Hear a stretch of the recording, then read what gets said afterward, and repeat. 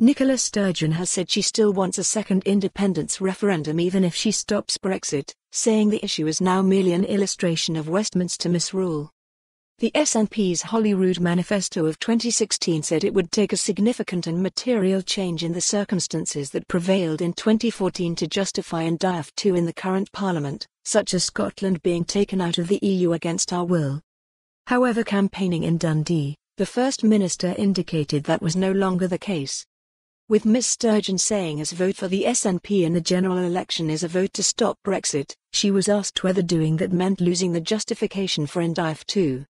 The BBC's Glenn Campbell asked her, "First Minister, if you manage to stop Brexit, will you not deny yourself the justification for an independence referendum next year?"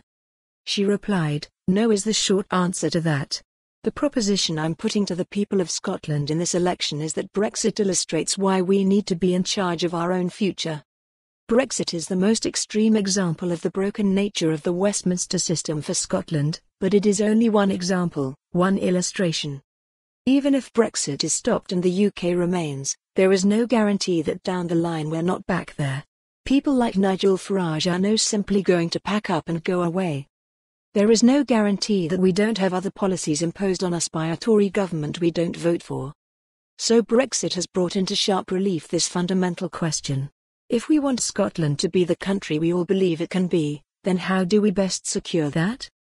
Do we best secure that by allowing people like Boris Johnson, Nigel Farage, even Jeremy Corbyn to determine Scotland's path and what kind of country we are, or do we take that future into our own hands and decide these things for ourselves? And I think increasingly people in Scotland are seeing the benefit of being in charge of our own destiny. Ms Sturgeon also twice failed to give a timescale for the transition to independence. In the 2013 White Paper, the SNP government said it could be achieved in the 18 months between the vote in September 2014 and the Holyrood election of May 2016.